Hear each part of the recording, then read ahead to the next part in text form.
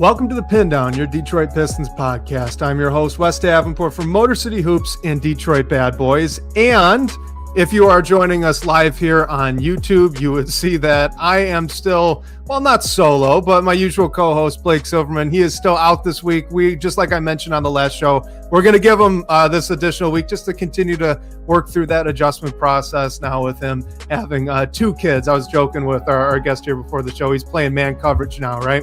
They can't just go 2-on-1. They'll box him one coverage. None of that. That's all gone. That's all gone. So we're letting him have that adjustment. But we have a special guest host joining us today. This is Sean Murphy from the From Half Court Podcast. He's also a credentialed media member. He's newly a Detroit resident. Sean, man, thanks for joining on today. Wes, what's going on, man? Always great to pod with you. Thank you so much for having me. Yeah, excited to have you on. And I do have to shout it out. Because I just kind of made the change and then absolutely forgot to mention it on the last show. This is new music. So, I mean, what did you think about that new intro music? Good, bad? Have we ruined it? Say, the whole intro, the graphics, the music, I thought it was all A+. Well done. All right, we'll take it because, the old music had a copyright claim on it. So YouTube kept getting mad at us. So we had to switch it up. But so, hopefully that wasn't too bad. We got Mimsy313 already in the chat. Said, speaking of the home stretch, how's dadhood? Was this going good? Going good. If you could believe it, already at a month old now with our new daughter. So it's been fun. On that note, actually, before we get into anything else, Sean, if you don't mind, I want to just play a really, really sweet, really heartfelt voicemail message that we got here from a caller and a listener named Jacob. And honestly, so I mean, we've mentioned it before, guys, like the voicemail stuff that you guys leave. It's this, Blake and I, this is kind of our favorite part of the show, getting to actually hear your guys' voices on our show. It's more like, we're talking more like a radio kind of setup. So we have a lot of fun with it, but this was so sweet. I was tearing up a little. So we got to throw it out. Hey guys, this is Jacob, and I don't really have a question this time, but I just wanted to say congrats to both of you on your growing families, and welcome to the Girl Dad Club. I just took my 6-year-old daughter to her first Pistons game a couple Fridays ago against Memphis, and it was incredible. We just had the best time. It inspired her to want to do a basketball camp this summer, and she wants to go to at least one game every year now. Her favorite player is Kay, of course, but she has orange hair, so her second flavor is Kevin Huerter, and we got to see some good moments from Kevin. It might have been his best Pistons game to that point. So you guys have a lot to look forward to with all that. I know it's crazy right now in these early stages. As Blake was having your second, of course, but push through it. You'll get there and turn them into Pistons fans, just like I did with my daughter. So, yeah, like I said, don't really have a question, but just wanted to let you guys know, congrats on all of that for both of you. Appreciate what you guys do. Keep up the great work on the podcast. Thanks. Bye. That's the best part of sports. Yeah, right. I mean, isn't it? That's what it's all about, man.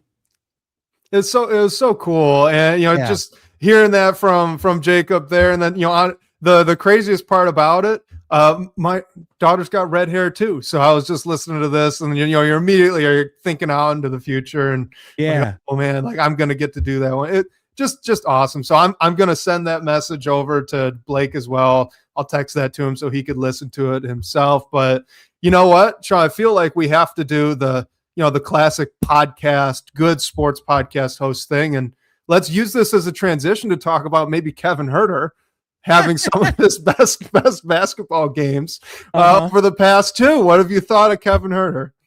Yeah, I think, one thing that, as a parent, and, like something that like JB, and like the coaching staff talked about was that, with Kevin Huerter, there's kind of been so much focus on his jump shot and, him being able to get that going, that there hasn't been enough focus on all the areas that he can affect the game and complement, really well. And even Jalen Duren talked about it last night after the win over the Pelicans. He said, but before I played with Kevin Huerter, he was, I just saw him as a shooter. But now that I've seen him for a couple of weeks, now that I've played with him, I realize his game's a lot deeper than that. And I think that's the real sentiment, I think you see online, and that's kind of where I've landed too, of he's just a, like dependable, smart basketball player. He's very similar to, like a Duncan in the sense of he might not be the best defender, but he gives a, he's always in the right place. He's where he needs to be. And honestly, at times he does make some pretty good plays on that side of the ball, but also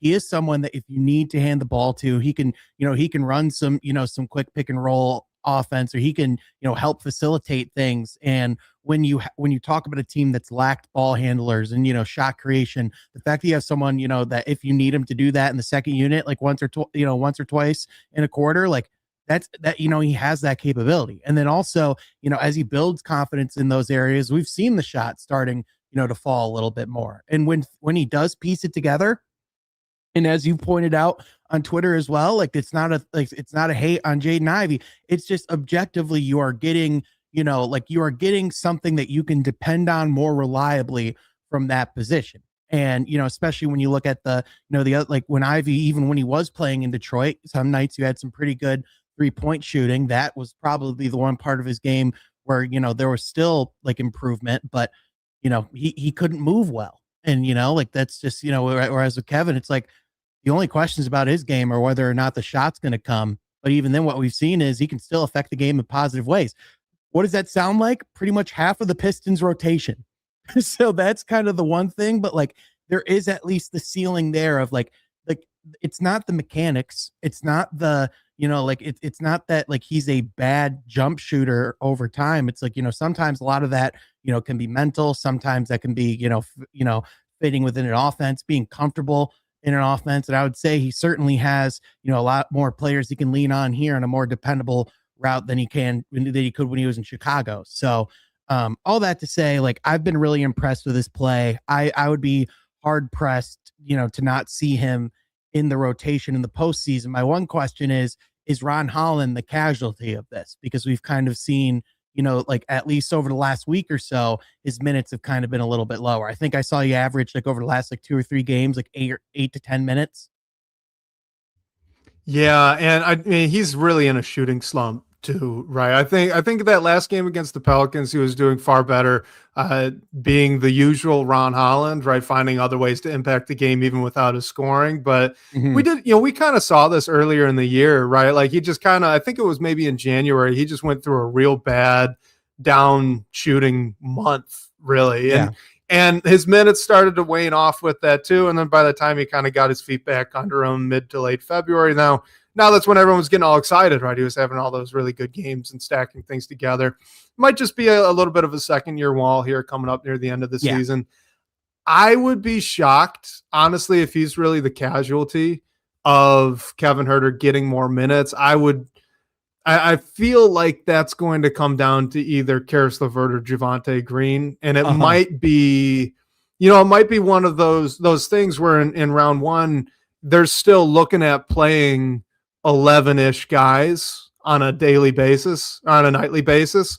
But what they do is, JB just kind of uses that first quarter to figure out who's got it, right? Yeah. And then it's really a 10-man rotation from there. I could see that being the path forwards. But I mean, Ron Holland, his defense is so impactful for this team, even when that shot's not falling. And you mentioned 100%. With Kevin Huerter too. Kevin Huerter's, I've been really impressed with his ability to stay in front. And, to your point with the shooting, the interesting thing with Huerter is he's got the reputation, right? Teams guard him like a shooter. You look at that Pelicans game. I know he went 4 for 7. The game before that, he went 0 for 2 in 20 minutes, right? Like he was just coming off a cold night where he didn't even really take the number of threes that you would wish he would take. And the Pelicans still, from that first shot attempt from 3 onwards, the rest of the game, they guarded him like he was a legit shooter. And that's not nothing for a team that does lack floor spacing. Even if there's just a perceived threat, regardless of if he's going to make it or not, that's actually pretty valuable. And he's leveraged that pretty well to get to the rim. I think better than most people would expect. But specifically better than Duncan Robinson, which is who you kind of one-to-one compare it to, especially in that Pelicans game where he filled in for the role. For sure. I've seen people say, oh, he should start over Duncan. And I would say, well, let's slow it down in the sense of Duncan is a lot better of a 3-point shooter right now. He does bring more length. He had, this starting lineup objectively has been one of the best in the league this year. So it's not something when healthy that they really have to tinker with. But, it certainly says like, okay, like you said, it's like, especially with what we've seen thus far and, like throughout the season, like, I don't think there's really much of a case for Karis LeVert to play over him in current state. I know, JB, I know JB does, respect Karis a lot. I know he is a solid veteran where it's like, I don't think it's necessarily all as bad as everyone makes it out to be. Like, there are moments where like he does make good plays and, like he can produce, but like it's whether it's the health and just not being able to chain, games together consistently, whether it's just where he's at in his career, where it's just kind of, hitting a point, especially where he kind of had some weird traumatic injuries at the beginning of his career. Now, he's kind of having his lowest averages, since his time, in his rookie season. That could be role related. I don't think it entirely is. So, to your point, like they're going to have to shrink the rotation, at least in sub capacity, like there is just an inherent trust that's different that you need in a postseason when you have to win 4 out of 7 and there's real urgency, to get as far as you can. So I definitely envision, some adjustments to be made there, but Kevin Huerter's making the really strong case, like you said, where, like defensively, he's someone that, he can stay in front of his guy. He's going to be in the right place. And then offensively, he commands enough respect as a shooter to where he gives a team that has real spacing problems just an extra inch of space, which is all the difference in the world. And I will say just very quickly too, like there has been a little bit of synergy between LeVert and Huerter these past 3 games, and it's new. So like, we'll see, right? Does that actually stick around?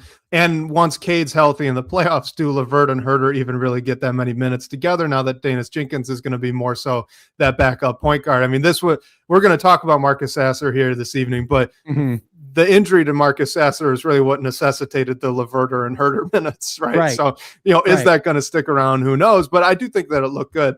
Yeah. Before we move on, though, I want to get your opinion on that. But I'm really curious. Mimsy 313, quick with the button. I didn't do that. When Sean was about to cuss on the show, which we don't do here. Yeah, he did that. How did you do that? I have a soundboard. I have like a whole okay. All right. Yeah, I have a soundboard. When it's working, it does a lot of different things. I still have to get it working again because ever since I moved over here, the only thing that works is the bleep button. But like normally I could have it where it's like I have like my voice can echo. There's like auto tune on this thing. Like it can. Oh my God.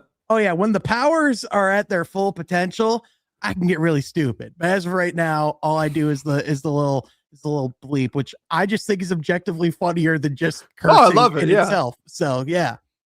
No, I love it. And so classic me, I was thinking it was so much more complex. I was like, does he have like an AI that like is on the computer and like figuring out when to hit the button? Is there a secret like third person in this room right now? I was really okay. So good to know. Maybe I need to get I have an intern on retainer whose sole job is to just hit the button.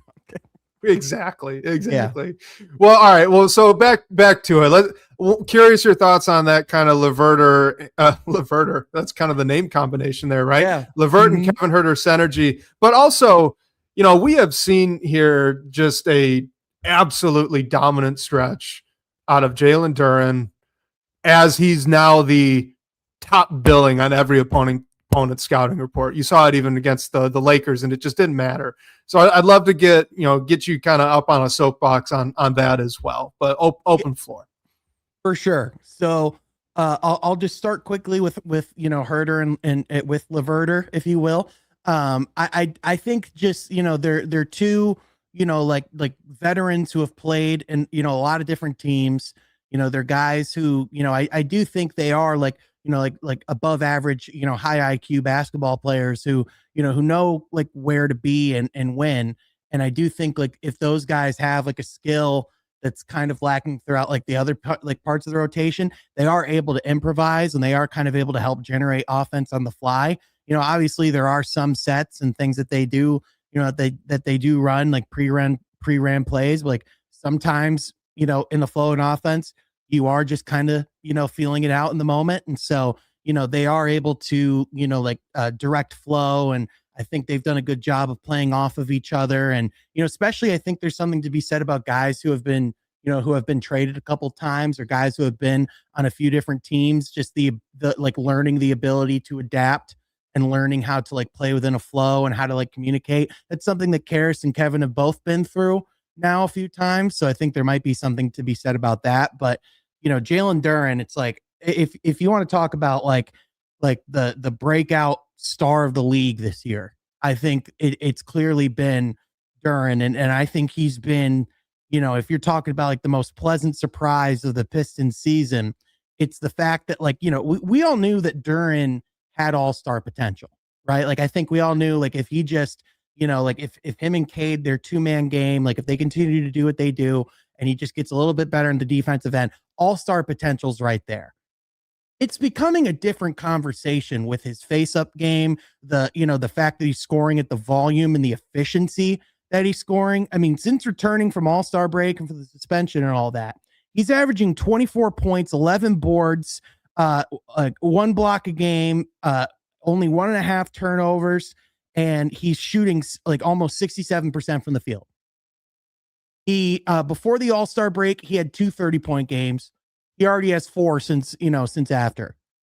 And, like you talk about like the fact that the Pistons are, like they're now 4-1 since Cade went out with the collapsed lung, which people, said the Pistons were going to fall apart, that, they're going to look awful. And I'll be honest, I thought they were going to go on a little bit, like a 2 or 3 game skid as well, just because naturally when Cade's such a heavy piece of what they do, but it's the fact that he's been able to consistently night in and night out. Like I tweeted earlier this year, I'm truly struggling to find the amount of teams that can actually handle Duren's physicality and speed and athleticism. Like he is on a short list of like the best offensive centers in basketball right now, which is not hyperbole if you look at the numbers. And I mean, you want to talk about the most fascinating story now for the Pistons outside of the playoffs coming up in the coming months, is Jalen Duren going to make All-NBA?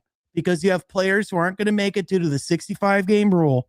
And if Duren does make All-NBA, he could be eligible for an extension upwards of almost $290 million this offseason. The original conversation a lot of people were having was around like 120, 130, 150. We're doubling that now if he makes All-NBA. And that has massive implications on how this team can build going forward, all those things. But at the same time, if he keeps playing like that, you feel a lot more comfortable into having that conversation. It's just been like, like truly the fact that we're talking about like, if he keeps playing like this, like, like fringe superstar stuff, like we're talking about like, and again, I don't know if he can keep this up at, that's a hard thing to do. And, like you said, he's on the top of the billing for these teams now. It's not like all of the teams have been studs. We do have to acknowledge, like the schedule is what it is, but he's gone out and done it against good teams too. Like he's just been doing this on a consistent night in, night out basis. And it's just the confidence it's showing. And also I just think if you want to talk about, like, to me, like the strongest case for JB being coach of the year, it's what he's done with Jalen Duren. I mean, he specifically, like, they spent a few weeks together this summer in the gym doing workouts individually with Jalen Duren. And like, they talked about like him wanting to, like get to the next level, and they wanted him to be more selfish and more aggressive on offense and all of those things. And, just like the way that Duren has soaked that up like a sponge and has taken a complete leap in his game. I think a lot of that has to be a credit to the coaching staff and the work that they did with him over the summer, but ever since they've been here in general. Oh, yeah. I mean, I completely agree, especially on the coaching point. I was even really skeptical coming into the year when JP was making those comments. I'm like, do you really want your center to be producing more offense on his own That was my position at the time. The answer is yes. Yes, I really do want the center. You do. It is absolutely the case. I mean, the way he's playing right now, it's like a young Amari Stoudemire. The guy, I get that now he's a center, but you know, turn back the clock 20 years, he's a power forward with the game that he has right now. It's unbelievable. I was telling people it's like if Amari Stoudemire had Dwight Howard's frame. Yeah. It's and you terrifying. bring up the teams that they played, right? I mean, like, I know that they're not all fantastic teams, but there's been a variety of defenders, like types of very good defenders. Mm-hmm. Alex Sarr, I know he was coming off that injury, but that's one of the best rim protectors in the league. Jalen Duren gets a shot blocked among some of the most in the league, so theoretically, that's a bad matchup. Didn't matter. Draymond Green, Kristaps Porzingis, two very good defenders. Draymond Green, maybe one of the best all time. Didn't matter. You look at Onyeka Okongwu is a good defender, and he's very mobile. So you're talking about maybe, okay, Duren just has a quickness advantage. Didn't matter, right? Like he continues to find a way. And so you brought it up. I mean, I feel like we have to talk about it a little bit. YouTube user threw this one in the comments saying that he's hearing talk about all NBA for Jalen Duren. So how bad would that be for the cap? Like, because this is really a two-part question, Sean, right? It's one, okay, he makes all NBA. And I think you and I are both going to be in agreement that he probably should, just given the roster of eligible players. So he makes all NBA. He's going to be eligible for that, you know, super max-ish kind of deal that you just brought up. Yep. Does he get that first, right? And then how close does he get to it if not, right? And what would the implications be? Yeah. So odds are, I mean, so just to kind of explain how it works, there's a provision, you know, in the NBA. Essentially what happens is if you do reach all NBA, you're eligible then for a supermax extension.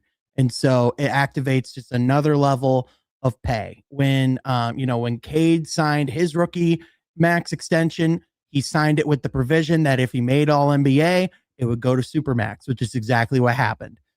So, you know, essentially it would be a very similar thing there with Jalen Duren. Now, I would imagine, just like, not saying I know anything here, but I'm just going to go out on a limb. If I was eligible for a supermax, why wouldn't I start the conversation with asking for the supermax? You know, if it's like, hey, if it's there, why not ask for it? And I'm sure that, you know, like that one of the priorities, you know, this offseason, you know, is really going to be mapping out their salary cap, not just for this year, but for years to come. Because, you know, you also have the negotiation window for Sarr Thompson, you know, coming up here too. And so I think this is where Trajan and, you know, his front office, like Michael Blackstone, all these guys, this is where they're going to have to be creative. This is going to be some of their most important work because, you know, essentially like, as we've kind of talked about before, it's like you can really pay two guys at the max level. And then, you know, from there, it becomes a lot harder to fill out a roster.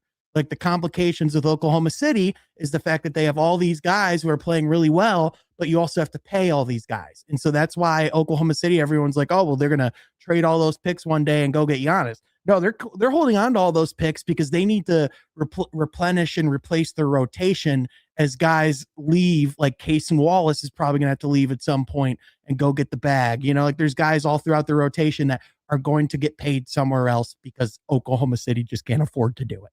And so like for Detroit, like, you know, essentially if you're committing like big money to Sarr, Duren, and Cade, that's your core. And from there, it's going to be like, you're going to have to kind of start bargain binning a little bit around your rotation. You know, like you're not going to have a ton of room necessarily if you're paying at that point. So my gut tells me that I don't think he's necessarily going to get the supermax, but I would imagine he wouldn't be far off from it. And I think, you know, like I think there's also the fact that like, this is a group that, you know, does really enjoy playing together. You know, they, the way that, you know, like even Duren last night, I asked him about Sarr and like his defensive, you know, production, and he was just gushing about Sarr. And, you know, just like it's a group that genuinely does want to see each other succeed. It is a business at the end of the day, but at the same time, like, I think there's a world where, you know, Duren can get generational wealth, get very close to the supermax, and for Detroit to be able to keep this team together at a reasonable capacity. And I mean, just to that point, Asar Thompson, if this is, I think we would all agree. I would be shocked if anyone would disagree with this, but the core of this team, it's Cade, Duren, and Asar Thompson, right? Yeah. Well, Asar Thompson, historically, defense first players don't get paid as much. Now, some of the best defender in the league conversation being the athlete that he is, okay, maybe it'll kind of go up a little higher than people might expect, but maybe that's the saving grace here. Maybe it's not going to be three guys all earning close or north of 50 mil. It's going to be two guys that are in that range. And then Asar kind of, still a lot, maybe 35, but I was not thinking 30 to 40 probably. Yeah. Right. So, not terrible to YouTube users' direct question, right? How bad could it be? It could be worse. It is definitely going to be a constraint, though. But we just mentioned Asar Thompson. So we got this question last week, or actually 2 weeks ago. I was not here, and unfortunately, I do not know who asked it, but it came from the DBB comments. So my apologies. If you are listening, send us a message and let us know so we can give you credit. But this question from DBB said, how worried are you about JB Bickerstaff's handling of Asar Thompson's minutes in key moments for the playoffs? It was a problem in the Knicks series, and it has been a problem at times this year. Do you think that it keeps going? So what I want to throw out here just for a second, last season, and remember, Asar Thompson only played 59 games last year, and he only started 48 of those. So he did kind of have that injury recovery window, and they were kind of intentionally keeping him low. But in the regular season, he averaged 22 and a half minutes per game. And then in the playoffs, it was exactly the same, 22 and a half minutes per game. So far this season, Asar Thompson is playing 26 minutes a night. So it is up a little bit higher than that. Mm-hmm. Yeah.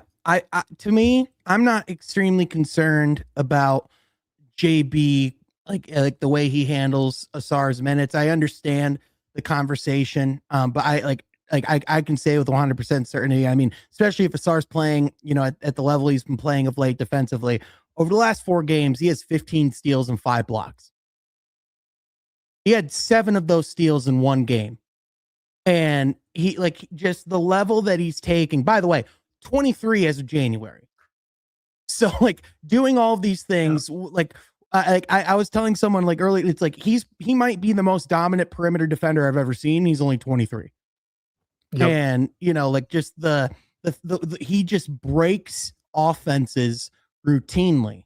And I do think that the limitations offensively are something to monitor. I mean, we've seen how he was guarded last year, and we've seen in the past how guys, who just don't have the threat of the perimeter shot, like Ben Simmons, we've seen how they've been guarded in the past in the postseason. But it's, I think, for Asar in part, I think it's going to be about how, he can overcome those things, as far as, his athleticism and in his ability to penetrate are things that do help. He does also cause a lot of turnovers and turns those into quick offense. So, especially in the, second and third quarter, those are things you want on the court, but also he's your best perimeter defender too. So if you're talking about a close game situation, you're going to want him on the court, against their best ball handler. So, I imagine, because like you said, I don't think the Pistons were officially saying it, but I think there was some form of minutes restriction last year. The fact that they kept them exactly at that quota, around that same minute mark, to me, that says, that they were just looking out for the long term there.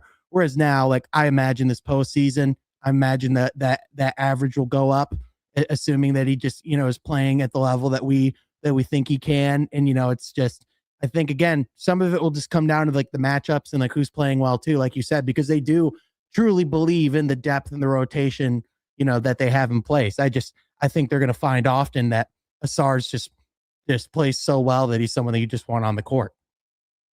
So as the season's gone on, I've been kind of forcing myself to try to rethink the way I've been viewing this team in a playoff setting. I mentioned last week that, maybe I've just been underestimating Jalen Duren and his ability to create his own in a playoff setting when things slow down. Well, this week I have been thinking a little bit about Asar Thompson, and credit where it's due, the first time that I've heard anyone else really talking about it, and I haven't had the opportunity to bring it up either yet, was actually on the broadcast of that Pelicans game. George and Greg bring up the idea that, Asar Thompson, he's he's in the same vein as like a Ben Wallace or a Dennis Rodman, guys that really didn't have much to give offensively, but they were, just absolute keys on defense. They just wrecked whatever the other team was doing.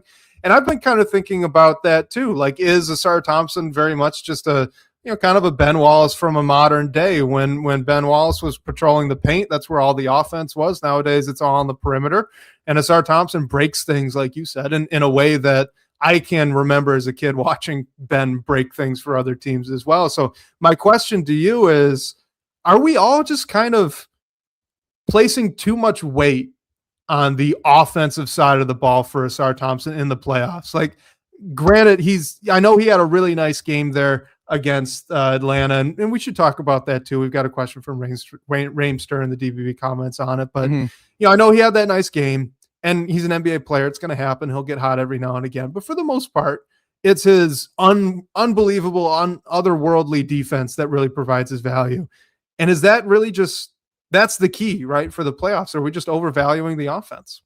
Yeah, no, his defense is 100% the key. I do just think in general, we focus a lot on his offensive limitations when in reality, we're watching one of the best perimeter defenders we've seen over the last 2 decades, right in front of us in real time. JB last night, when I asked about him, he said he compared him to like a young Ron Artest, which when you look at, like someone said, like, I think that's disrespectful. I'm like, I don't think that's disrespectful at all. That's probably like the last true, like probably the best perimeter defender other than Asar that 2-decade period, so like, to me, like, again, I think those concerns are real in a postseason, setting. I'm not saying they're not, like, I do think like you do have to monitor the fact that teams are going to defend you a little bit differently. But when Asar does break things to the extent that he does, when he does stay out of foul trouble, which is going to be a really big key in the postseason, especially if he's going against a Brunson who's really good at drawing contact and baiting people into stuff. I think Asar watched a lot of that footage over the summer and, was really upset with how that ended up.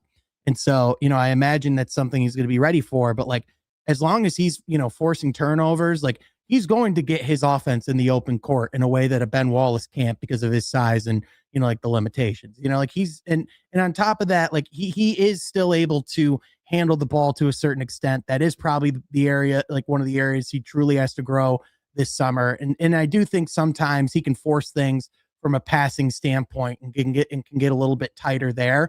But like in general, he's a guy who just makes really high level basketball decisions mentally. And, overall, like, I'm not concerned about like how the minutes are handled. I mean, if it's like a situation, final 2 minutes, they hit like a big shot and Asar's on the bench, will we have questions? Perhaps. But again, I think sometimes it's matchup specific, it's situational, and, there's pieces of context. But again, there's just not many situations where you can envision him being on the bench on a key defensive play, Yeah.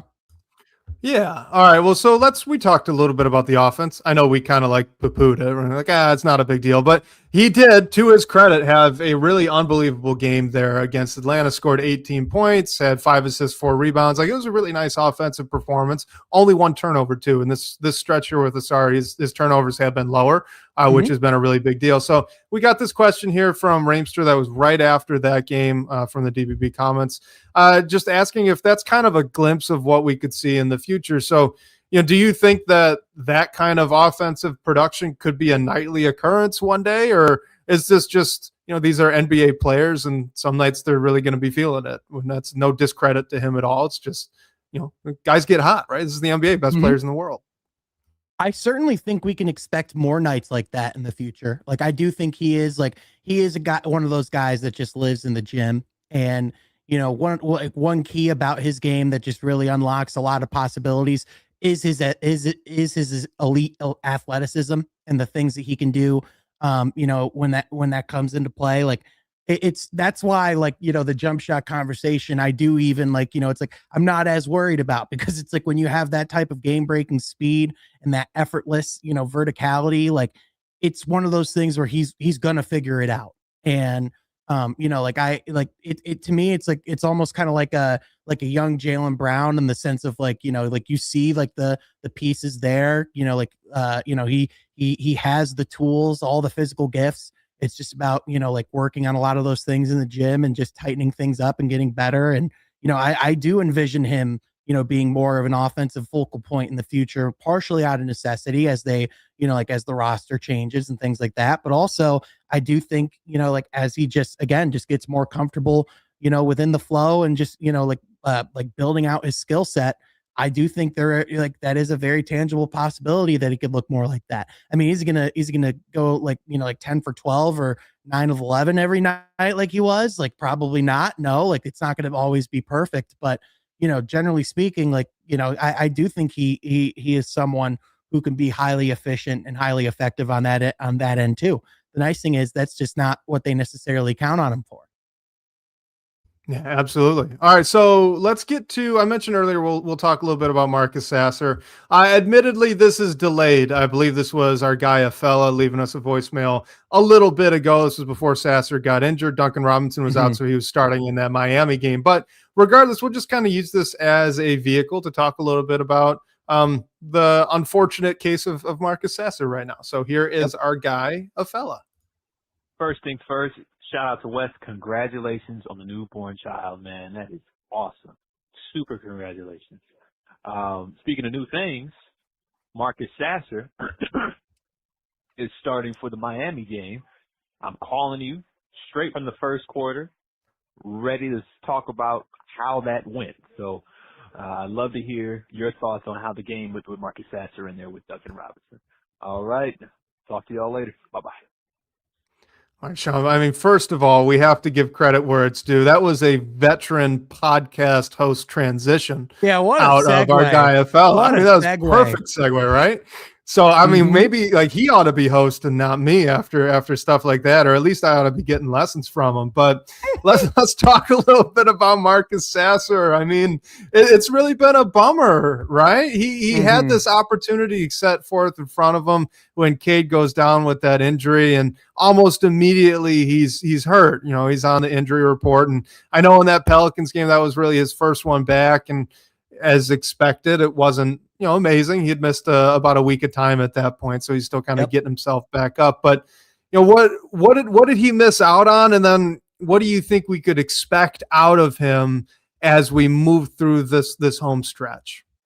Yeah, I think it's just kind of been like this stretch has kind of almost been like a microcosm of what his career has been like thus far, where like there's been moments and there's been flashes where you go, whoa, that can be a really good, like a really good, off the bench scorer, someone that you can really, rely on, like certainly like the ball handling, the, like the step back three, like a lot of things in his game that, like are really flashy and show a lot of potential. But then whether it's, some of the inconsistencies on the court, whether it's some of the health issues, and it's the same, hip injury that was keeping him out at the beginning of the season, for whatever reason, he just hasn't been able to piece it together on a consistent basis. Now, the 3-point shot, like ever since he started playing a little bit more in March, like it's been pretty solid. He was shooting, like right at or right about 40% from three. The problem is, he was shooting all like under 30% inside the arc. And so, like the 3-point shot is certainly there. It's just the other elements of his game where he just hasn't been able to piece everything together. Granted, some of that maybe is like whether he was playing through that injury and dealing with some of those discomforts, but again, it's just kind of what it is at the moment. He just hasn't been a high efficiency scorer. And so, I do think, as, we start talking about, because, Sasser is going to be coming up, like with as like a free agent of some, I forget if it's restricted or unrestricted off the top of my head right now, but I do know that, like his contract status is kind of in flux this offseason as far as what that's going to look like in the future. Maybe they could bring him back on some form of team friendly deal, but the problem is, if you're talking about like building the sample size and being able to, like be able to like project and adequately and see what someone's going to be, they just haven't had a lot of it. Just because of, whatever has been there, and the sample size that they've gotten has just been like inconclusive or inconsistent. So, It's, again, it just sucks for him, really an opportune time, because, like you said, there was going to be more touches to go around. Certainly someone who, could have utilized those, but, even then, from what we've seen thus far, it's just kind of hasn't been the consistency you'd want to see quite yet.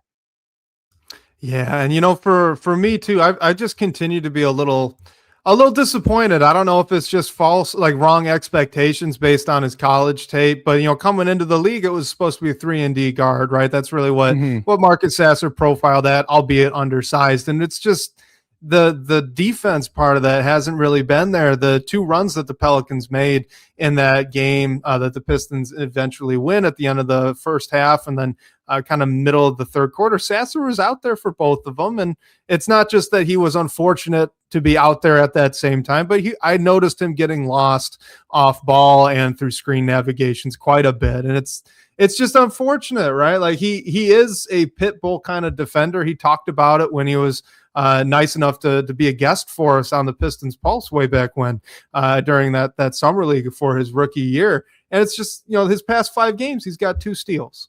And we know, I'm almost 100% confident he is better than that defensively, even with the size limitations. So to me, I don't know if you agree with that. I'd be curious to get your thoughts, but the rest of this season, assuming he can stay healthy, that's his path to minutes, maybe even in the playoffs. If he can really reestablish himself as that defender that can also shoot threes. I know it's great when he gets hot and he has that 16-point explosion against Memphis. It's fun. I love it too. He's entertaining to watch when he gets hot like that. But the defense is far more consistent. And if he could get that going now, I mean, hey, why does Karis LeVert get minutes when he's struggling? He's one of the better guard defenders on this team. If Sasser can be that too, and really elevate himself, which I think he has the tools to do, that would unlock some things for JB. But until we get there, it's just kind of, it stinks, right? I just continue to be disappointed with it. Yeah, the consistency on that end hasn't necessarily been there either. We've seen, he does have the ability, he is willing to pick up guys full court. He does have when he is healthy, he does have the twitchiness, to be able to stay in front of guys. He can cause some havoc off ball too, and, force turnovers. It's just, there hasn't been enough of those reps, but even then, I do think I do think we are seeing league wide, just a lot of, smaller guards just really struggling with the size of the league that really has it really has just gotten to be a larger, longer game where we're just seeing taller and taller guys with bigger and bigger wingspans being able to do more on both sides of the court. And, I do think sometimes some of those mistakes, some of those fouls can stem from having to keep up with some of that. I do think some of it is, there are the mental things that you have to pick up, and again, a lot of it comes with reps, and they just haven't necessarily been there in a consistent, on a consistent basis. He hasn't, he's only played, he's played in 29 games this year, which, is just, you really look at it, it's man, that's just, I thought he had played in more than that, if I'm being honest, but it's some of it too was, you have a guy like Danis Jenkins who's coming in and doing as well as he is. And the key difference with Danis is he's a point guard. He's someone who can run an offense, who can facilitate, who can handle the ball and, run pick and roll and do those things. Sasser's just not naturally a point guard. He's a guy who thrives off ball. And when he does get the ball in his hands, he has one thing in mind, and it's getting that thing up towards the basket.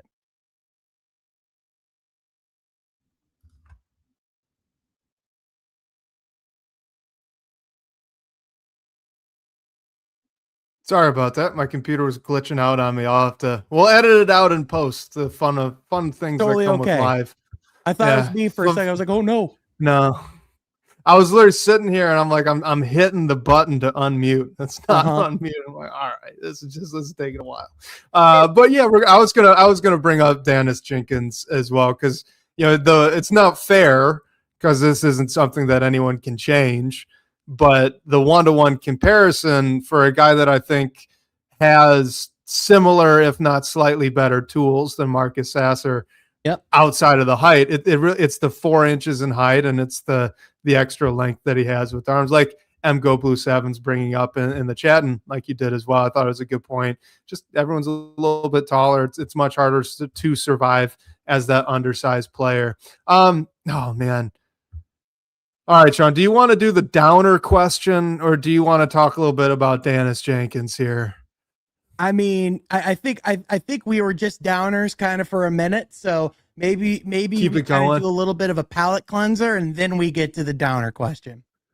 Okay. All right. I like it. The alternating there. Yep. This is a fun question, I thought, from Dreamscraper00 in the DBB comments.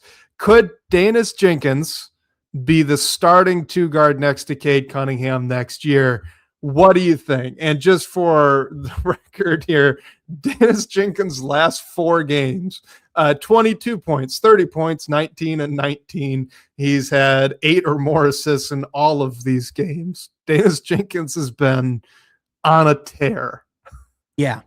I think that, like, I wouldn't be surprised if we see that, if we saw that at some point towards the end of next season, but I do think, I wouldn't bet on it being the starting 5 opening night, just because, and again, I've been as vocal of a Dana supporter as anyone. I've had, I've had, his training coach, Coach Hart on the pod a couple times, really great dude.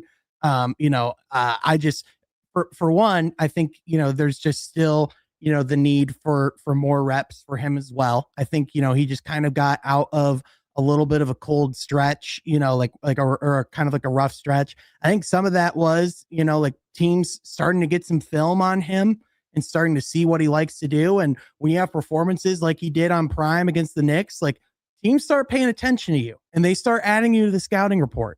And I think, I think a lot of the last couple of weeks, or the last month has been him learning how to get through that, how to adapt, because that is something that you generally see a lot of rookies struggling with. And I mean, if you look at the amount of games he's played in the NBA, he appeared in a few games last year, but for all intents and purposes, this is kind of his rookie campaign from a volume standpoint. So, he's still someone who I think just, there's just still a lot to learn and just continue to get comfortable, on the NBA level, which isn't really far off from where he was last year with the G League level. He asked to stay with the Crews for the rest of the season because he wanted those reps to work through the struggles he was having earlier in the season. He wanted to improve on his game.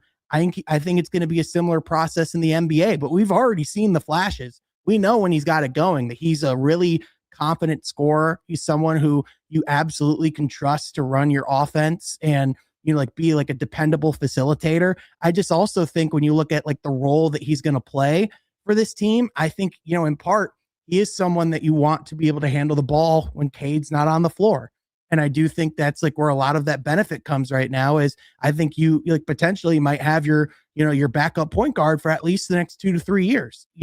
If he continues to, improve the way that we think he can, if he continues to really just be comfortable and gets to a point where they just have to start him, I wouldn't rule that out as a possibility, because he's a guy who works his butt off and he's already defied a lot of expectations. I also just am trying to be realistic though and say, well, there's already kind of been some growing pains you have to go through. I imagine, life of the NBA, just from what I've seen in the past, there's still growth, not to say he's not a great player, because he's been awesome this year. But again, it's just about, there is still things to get better at and still areas to develop. And there are some things, he just has to sharpen up before he's at the starting caliber player night in, night out. He's not far off though. Yeah. One of the big ones is that 3-point shooting consistency, right? I mean, that's where it is for me. Cause I know he went through that big down cold stretch here the past, I don't know, three or so weeks before he broke out of it. Mm-hmm. He is shockingly at 38% on the year. Now that's only on 2.6 attempts per game. The thing is, if he can get that to be consistent, I will say, to kind of echo he's not that far off. In theory, a Dennis Jenkins that can be a 38% or a 36 to 38% 3-point shooter on, let's call it 4 to 5 attempts a night. In theory, that works really well next to Cade. I mean, we've talked a lot this season about, hey, maybe the Pistons need a little bit more ball handling in that starting lineup. Danis Jenkins would give you a little bit more ball handling in that starting lineup, a little bit more variability too, right? Maybe another player that can go create something from the perimeter on their own. Jalen Duren's kind of growing into that, but he's not a perimeter-oriented player. He's creating things for himself out of the mid-range and the mid-post. Danis Jenkins would be theoretically creating things for himself out on the three-point line on the perimeter. Like it's there. I see the vision from Dream Scraper here, and I'm with you that it's not that far off. I think it's really just the 3-point shot coming around, because he is already a very good perimeter defender, right? You're taking not only pressure off of Cade offensively, you're taking pressure off defensively in the guard room as well, having a guy that you could put on a team like, I don't know, I'm struggling to think of an example of a team that has two very good guards, but naturally Asar is going to take the best one. Danis could take the next best one, and that could shift Cade up and save his legs a little bit too. I see it. Cleveland? I like it. Cleveland, yeah, that's a perfect example, right? Like if Danis Jenkins is going to be playing the way that he's been playing, and what I mean by that is his shooting over the past 4-game stretch. If he's legitimately starting next to Cade, you're not expecting him to be averaging like 22 a night, but something more reasonable than that. But yeah, I'd be more than comfortable having Danis Jenkins maybe chase Donovan Mitchell around and asking Asar Thompson to handle Harden. That's a perfect matchup there. Yeah. The other question would just be, who's he replacing in the lineup? Because, it's like a lot of it have to be Duncan, right? Yeah. It would have to be Duncan in that case, which I guess that depends on, what everything looks like as far as next year, because I know he signed a 3-year deal, but it's partially guaranteed. I think there's, in theory, they could decide to move off. Although, if I'm being honest, why would they at the moment? He's actually been, I think Duncan's been a great addition for them this year. And I think he's been playing really well. But at the same time, again, it's I think it would just be one of those things where he would have to force Detroit to make that decision, and it's he's shooting his, his best percentage on his highest volume in a few seasons now. Duncan is in Detroit, he's playing really well. So I think in part, the reason why I don't see it opening day is just because we've kind of said at the beginning, the fundamental problem with the Pistons right now is not the starting five. Those guys are really good together. It's just the supplementary shooting over the course of a 48-minute period. Yeah, and if you move Danis into that starting lineup, you are losing a backup point guard, which is an important note as well. So I don't know. Let's leave it here, because we're giving the palate cleanser, like you said, before we talk about an unpleasant thought here in a minute. So just to be way over the top optimistic, let's just say, look, there is a world by maybe around the All-Star break next year, your starting lineup includes both Danis Jenkins and Ron Holland. What do you think about that? Agree, disagree? Is it possible? I'm not sure if I'm going there. Remember, Sean, we're being overly optimistic. If we're being overly optimistic, here, how about this? So you're saying there's a chance? How about that? That's kind of the optimism. I wouldn't be going on Kalshi or anything and making that bet or anything, but I'm not. I guess I wouldn't rule it out. There you go. I like that, because I wouldn't do it either. I'm just gonna say, in the utmost optimism, there's a world. And we're not going to assign a percentage to that, and I'm certainly not going to put any money on it. Yeah, I just don't think we're living in that world, but that's okay. That's okay. All right, well, let's stop beating around the bush. This is from Biz Marky Moon in the DBB comments, and it is just an unpleasant thought. So I'm going to knock on wood both before and after reading this one. It says, nobody wants to think about this, but suppose we get upset in the first round. What's next for Detroit? Do we chalk it all up to inexperience, or do they make major changes? And I want to add another question to this for you, Sean, since we're already talking about something unpleasant. What would cause them to get bounced in the first round? What would need to go wrong to actually see this outcome, in addition to all the questions he just asked here? Well, for one, I think there's the elephant in the room that we kind of have to talk about, which is, what's Cade's condition going to be come game one of the postseason. I think I think a lot of what Detroit will do is going to depend on that, because if Cade isn't healthy and they catch like a red hot, like let's say they play like the Magic and somehow, it's like a 6 or 7 game series, but if only they had Cade, like healthy or on the court. Like, I don't envision there being like any like major fundamental sweeping changes or any reasons to not feel great about where you're at. If they got punked by like Charlotte or something, Cade is available, ready to go, I do think you have questions. But ultimately, I think if you're talking about what changes would be made or like what would happen is like, I think, what they've said from the beginning of the year is they love the roster that they have in that locker room, and they wanted to give them this season to show what they can be and the opportunity that they have, in front of them. Like, they wanted to see how far this group can get together. And if they go out and don't advance in the playoffs and they do have a dud in the first round, then that comes to, there's questions about what your roster is going to be going forward. Like if Duren has a stinker of a series, I don't think that changes, like the fact that you're going to go out and extend them. But like, I think there might be questions that come up in that conversation. The playoffs are certainly going to factor into that because they are the most important reps of the year. But again, I think a lot of it depends on the surrounding context of it. Like I don't think we're going to see any coaching change in Detroit anytime soon.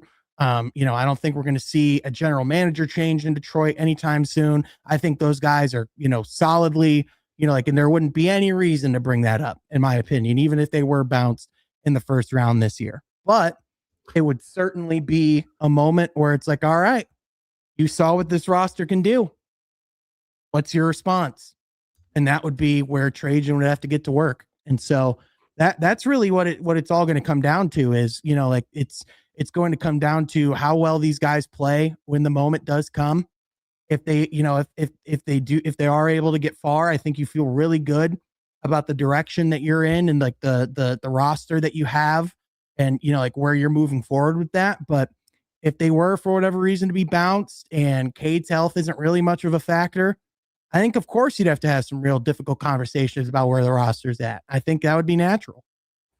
And it'd probably be on the shooting side of things, right? Mm-hmm. I mean, I'm attempting right now live to brainstorm other reasons that could cause the Pistons to have this unfortunate outcome. And I'm really racking my brain. I'm struggling to think of anything else that could really derail this team in that way. And look, to that point, as weird as this is to say, that Atlanta game that they lost on a unfortunately just short tip in from Jalen Duren in overtime, I left that game feeling so much more confident about this team's ability to win a first round series with or without Cade Cunningham on the floor than I had been going into that game. And that's just because, look, the playoffs slow fast teams down. We've seen that for the past, feels like 20 plus years, right? Yep. And it's great to be fast and agile, but if you can't run away from the guy that's beating you up and you take a punch to the face, it's,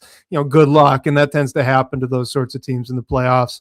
So I was very worried going into that game. I was very worried once we got to halftime, and then the Pistons kind of woke up. Suddenly the offense wasn't as free flowing. And again, they're doing all of that without Cade Cunningham. So, to me, are you in the same boat? Like, are you still feeling pretty good about that first round series? Honestly, regardless of Cade's conditioning level, because I do feel it seems a very high probability that Cade's back for that series. So we could kind of not think about that negative too much of him just maybe not even playing.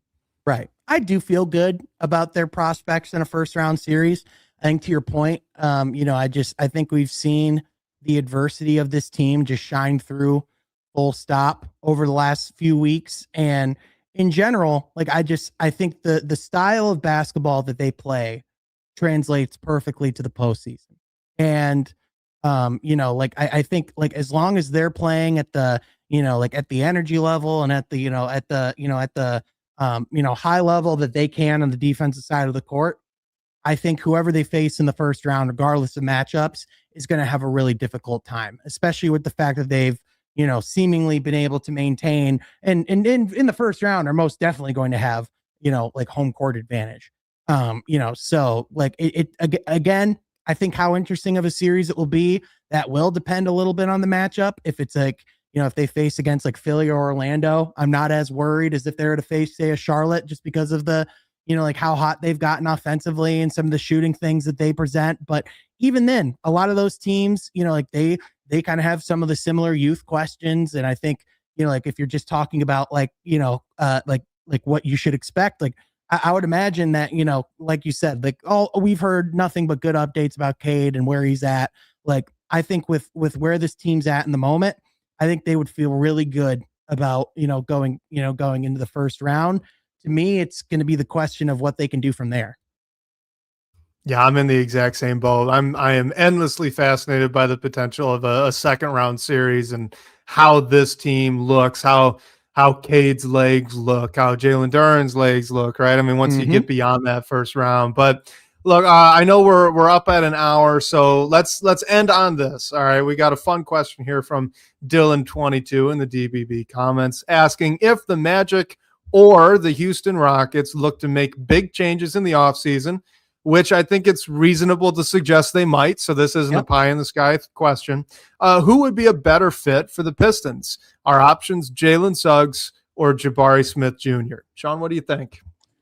It is a really good question. Jalen Suggs, obviously like if you're talking about like stylistically, he certainly does add a lot of traits that the Pistons would be looking for, in the sense of, he is just another defensive demon. Like when he is available and healthy on the court, he does do a lot of positive things.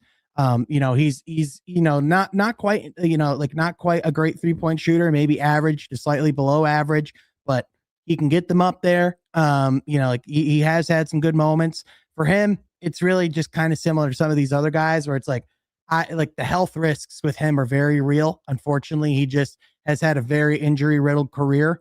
Whereas like with Jabari Smith Jr., like I think right now it's like you certainly like a lot of the traits and the concept of what he could bring to the Pistons, and maybe like being in a situation where he wouldn't be as high on the totem pole is something that could potentially, be beneficial for him. And maybe being around, like a more consistent, more stable playmaker and a Cade is something that would be able to help elevate his game.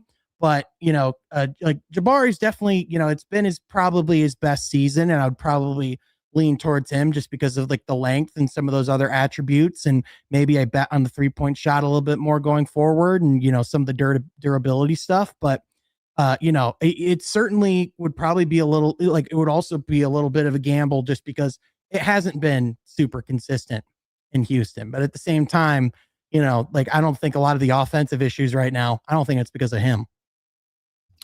Yeah, I actually, so I was really struggling with this one. This is why it's a good question, because both of these are flawed players, kind of like you mentioned. And so curious to hear your response to what I'm going to lay out, because like with Jabari Smith Jr., the idea is he's a 3-and-D forward, except he's only one season of his career has he been over league average, 36% from three.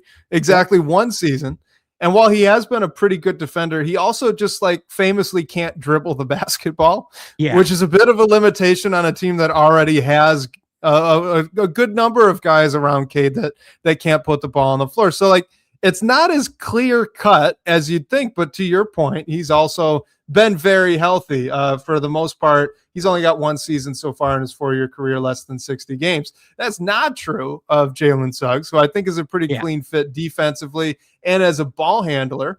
But so far, only it looks like, so he had one season with 75 games played. His second year was 53. He's at 48 right now, so he'll get back up over 50. But, being over 50 is still 30 games missed. He's not a great 3-point shooter, about, 33-ish% outside of one outlier year. He does get good volume, though, about 6 per game.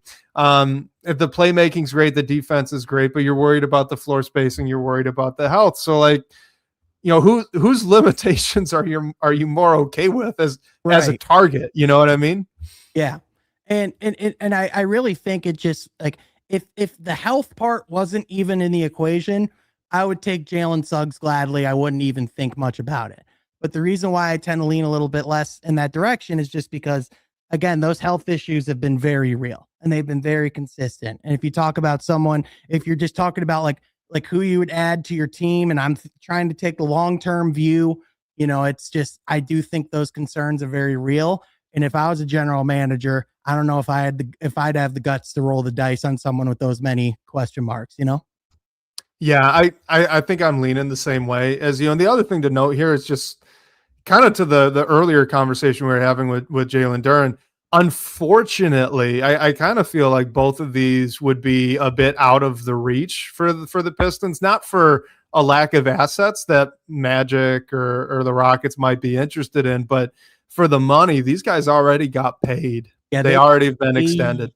Yep.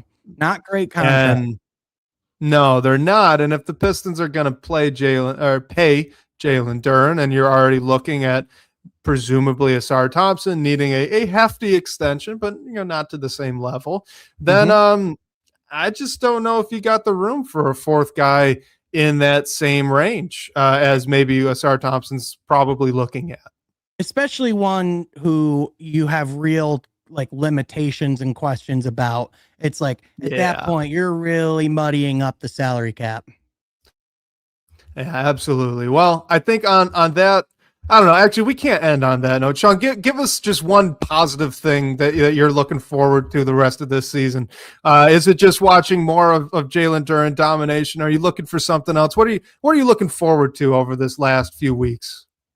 Yeah, a couple things. I would say, just looking forward to continuing to see, Duren with the offensive reps and just having more of those performances. Undeniably, seeing someone at that size with that kind of face-up game, it is just really enjoyable to watch. And the growth and the confidence he's had on that end is just really just been fascinating to cover. But also I'm just looking forward to seeing postseason basketball in Detroit again, and just the energy that brings, and how loud that building was last year. I imagine it's just going to be even crazier that Tim this Hardaway year. Jr. corner 3 pop I still think about. I can't lie. Oh my goodness, man, that was unreal.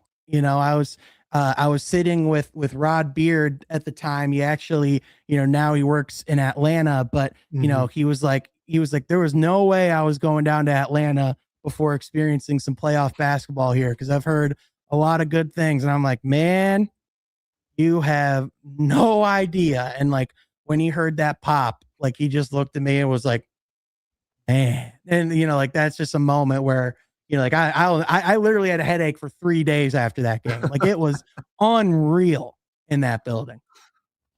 Man, I'm looking forward to it too. So there you go. I like that end note much better than the other one we were going to have. 100%. So on that, let's wrap it up. Sean, first, let everyone know, let all the listeners know where they can find the great work you're doing.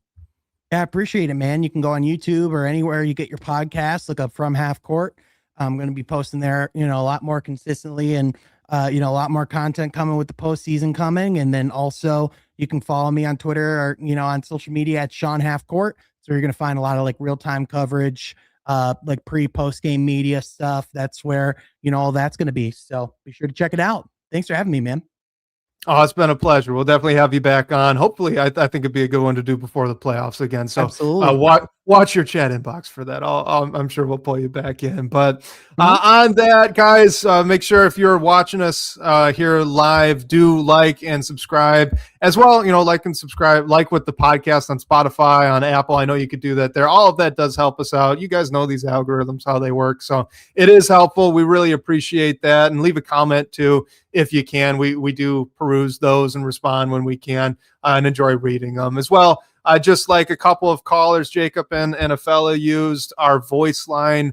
Please do that. We love it when we get the voicemails. We love hearing your guys' voice. So that number is 313-355-2717. Of course, special thank you to Sean Corp, the managing editor of Detroit Bad Boys, for supporting the show. Shout out to you guys for all the great questions, great talking points. We'll catch you next week, whether you're on your commute or live with us here on YouTube. We can't wait to talk more Detroit basketball with you.